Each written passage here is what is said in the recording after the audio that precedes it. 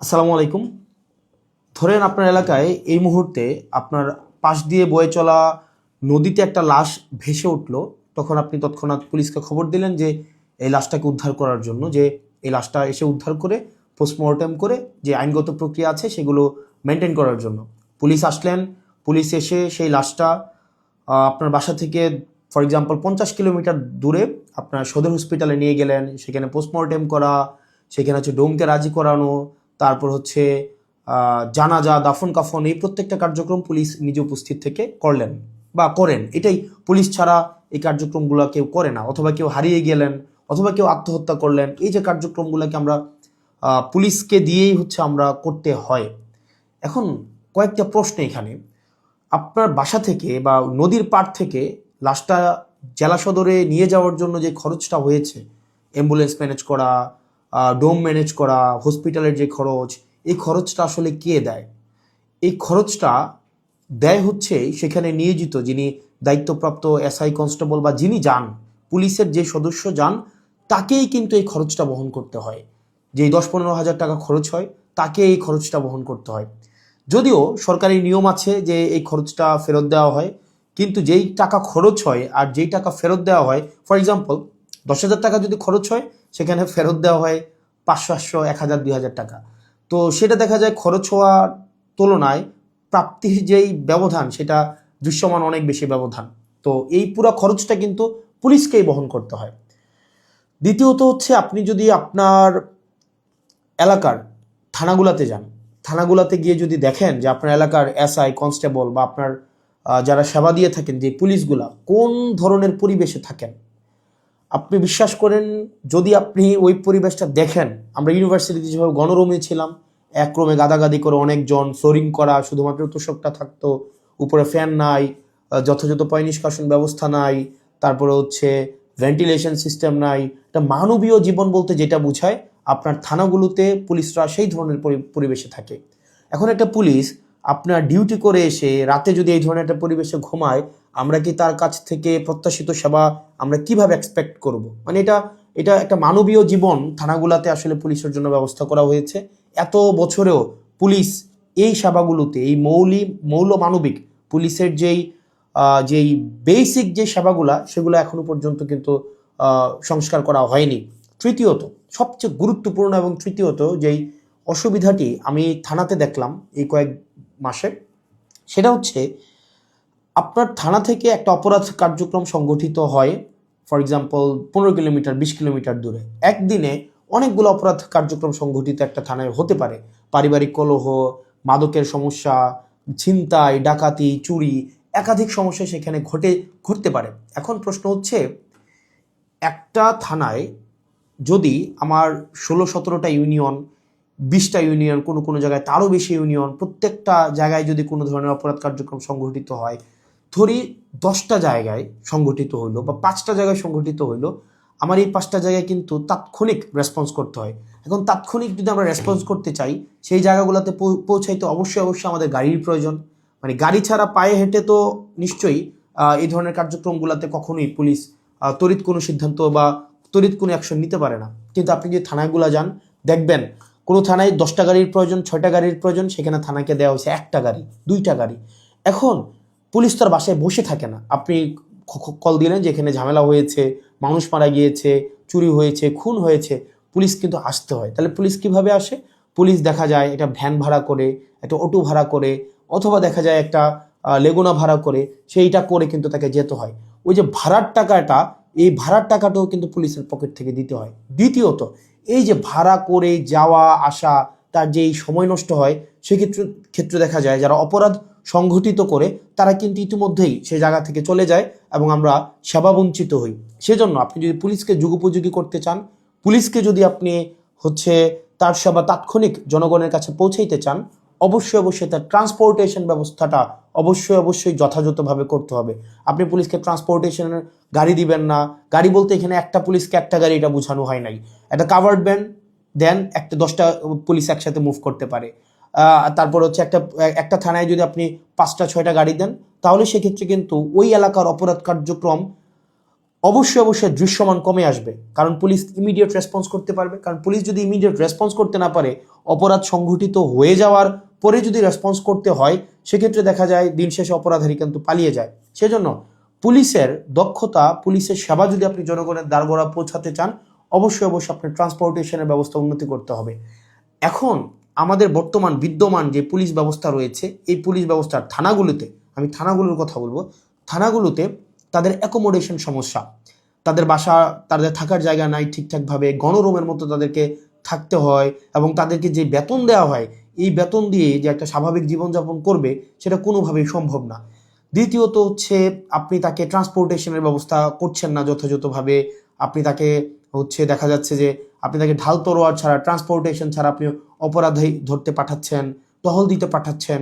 সেক্ষেত্রে কিন্তু তাকে ট্রান্সপোর্টেশন ম্যানেজ করা এবং সেখানে যে ভাড়া মেটানো, সেটাও কিন্তু তার পকেট থেকেই করতে হয়। সরকার যে অ্যালটমেন্টটা দেয়, সরকার যে বরাদ্দ দেয়, সেটা খুবই খুবই প্রয়োজনের তুলনায় অপ্রতুল। তৃতীয়ত আপনি পুলিশে একটা আমি অনেকগুলো অফিসারের সাথে কথা বলেছি, রিটায়ার্ড অফিসার, চাকরিরত অফিসার, তাদের সাথে কথা বলেছি। পুলিশে ম্যানেজ করে নাও একটা কালচার আছে, ম্যানেজ করে নাও একটা কালচার। ফর এক্সাম্পল, আপনি কনস্টেবলকে পাঠাইলেন কোনো একটা জায়গায় আসামি ধরার জন্য, সেখানে 5,000 টাকা খরচ হবে যে আসামিটা ধরতে, ট্রান্সপোর্টেশন কস্ট বা তদন্ত এই জায়গাগুলোতে।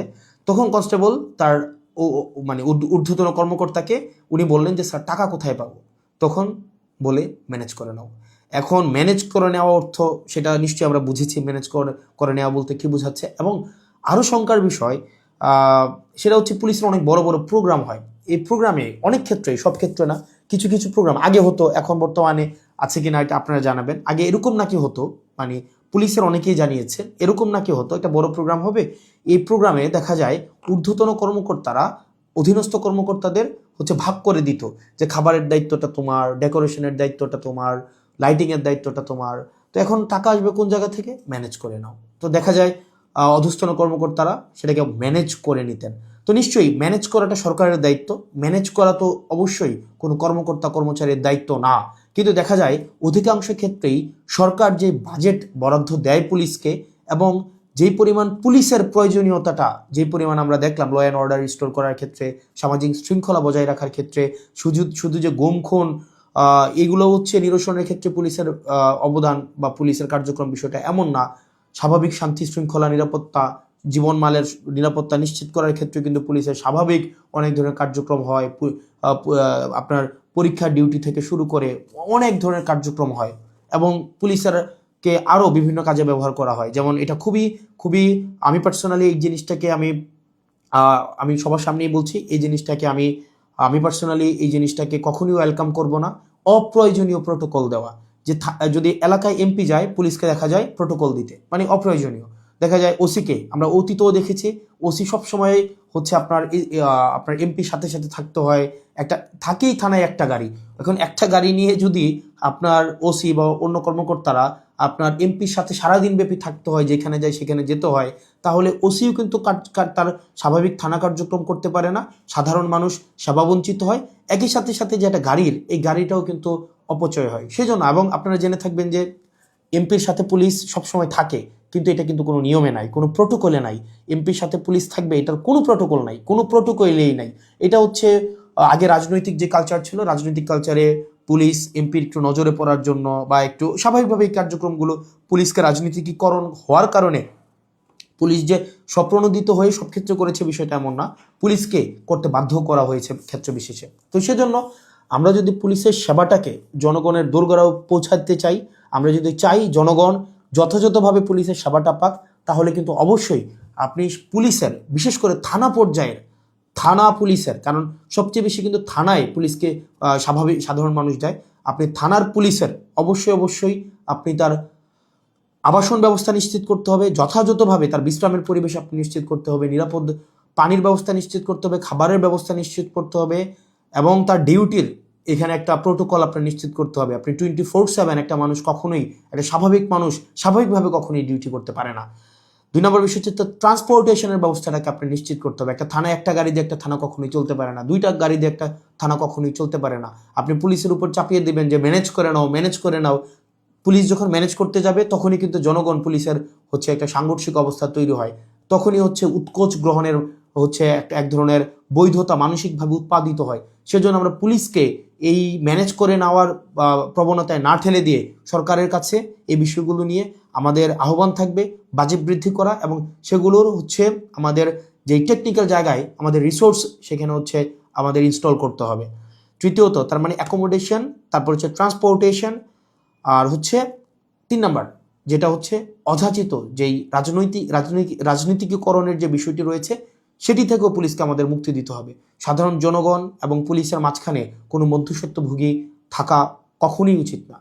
তো আমরা পুলিশের কখনোই, আমরা শুরু থেকে, আপনি যদি যান আমার টাইমলাইনে এখনও আছে যে অগাস্ট থেকে 2024-এর অগাস্ট থেকে পুলিশের যেই টেকনিক্যাল হচ্ছে রিসোর্স ইনস্টল করা, তাদেরকে সেটাকে এনরিচ করা, পুলিশকে জনমুখী করা, রাজনৈতিক প্রভাবে বলের বাহিরে নিয়ে যাওয়া, তাদের আবাসন, স্বাস্থ্য, চিকিৎসা সেগুলো যেন যথাযথ হয় সেটি নিশ্চিত করা, তার পেশাদারি যেই ব্যয় হয় সেই পেশাদারি ব্যয় যেন সরকারি খাত থেকে হয়, তাকে যেন সেটির জন্য ম্যানেজ করা কালচারে না যেতে হয়, সেটির জন্য কিন্তু আমরা গুরুত্ব দিচ্ছি। সেজন্য আমরা সংসদে এই বিষয়গুলো নিয়ে কথা বলবো যদি আল্লাহ সুযোগ করে দেয়, এবং যেহেতু সুযোগ করে দিয়েছে একই সাথে সাথে সরকারের কাছে বা মানুষের কাছেও যে এই যে পুলিশের, আমরা যে তৃণমূলের পুলিশের যে জটিলতাগুলো সেগুলো আমার কাছে মনে হয়েছে সবার জানা উচিত, যেহেতু থানাগুলোকে আমরা এখন খুব ক্লোজলি দেখছি, সেজন্য সবাইকে জানানো। আর পুলিশের প্রতি আমাদের সবসময় সংবেদনশীলতা রয়েছে, এবং আমরা চাই পুলিশ জনগণের হয়ে উঠুক, কোনো রাজনৈতিক দলের না, পুলিশ হয়ে উঠুক সবার।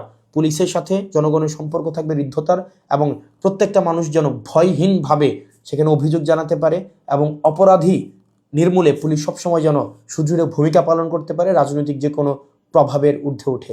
পুলিশের আবাসন সমস্যা, ট্রান্সপোর্টেশন সমস্যা, পুলিশের বাজেট বৃদ্ধি এবং পুলিশের ম্যানেজ করে নেওয়া কালচার থেকে পুলিশকে অবশ্যই মুক্তি দিতে হবে। আসসালামু আলাইকুম রহমতুল্লাহি ওয়া বারাকাতুহু।